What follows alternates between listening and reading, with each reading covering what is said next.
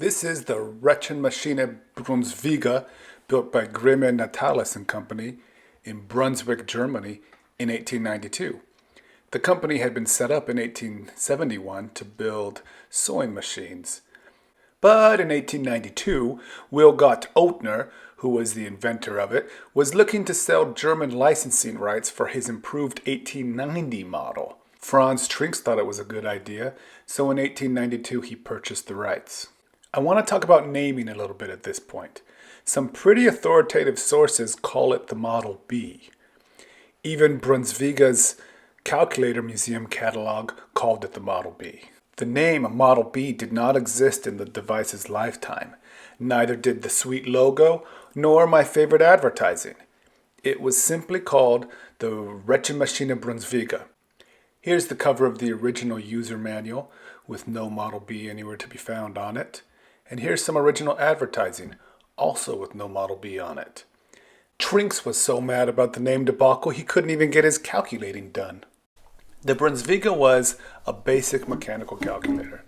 All the bells and whistles that would become so commonplace on mechanical calculators did not exist on the first edition here. Except for a bell. It did get a bell. No whistles. It can add and subtract. And if I want to do that, looking through my camera phone screen here is always harder than it seems like it's going to be. I already messed up. But 25 times 25 would go just like you'd expect.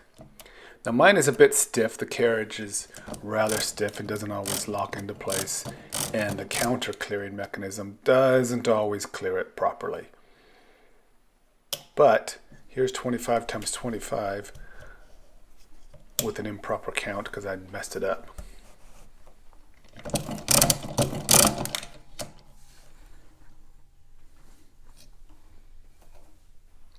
Clearing is done with those huge wing nuts on the carriage that you got to spin full 360 for them to work. Both Ottner and Trinks identified a problem with this first model pretty early on. Trinks made about 450 of them before he changed it.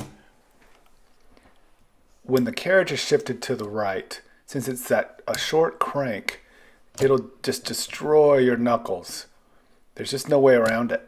There's very little room in there for the crank.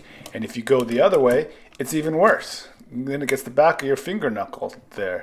I mean, just look what it did to my sensitive little fingers. Accountants work indoors. They couldn't take that abuse. Taking off the carriage and getting inside of it is a lot simpler than you might imagine.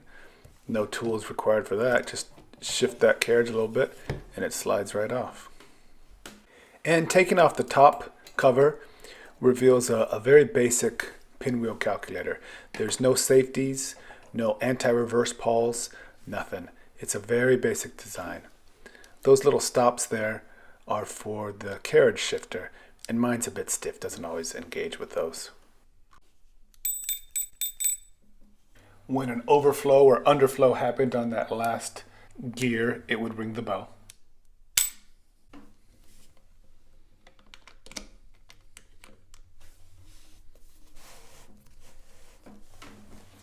That single tooth there drove the counter. For Brunsviga collectors, this short crank Brunsviga is tops. And that's not because it's a great device. It's a rather lackluster machine all by itself. Brunsviga became one of the most influential mechanical calculator manufacturers in the world. And this was the device that started it all. And this specific device is the 370th device the company ever built. They only made about 450 of them, and of those, only about 30 survive today. I mean, I almost feel bad for the guy who sold it to me and didn't know what he had. If my family is a good enough sample size, that means 1 in 8 people in this world are fans of this device.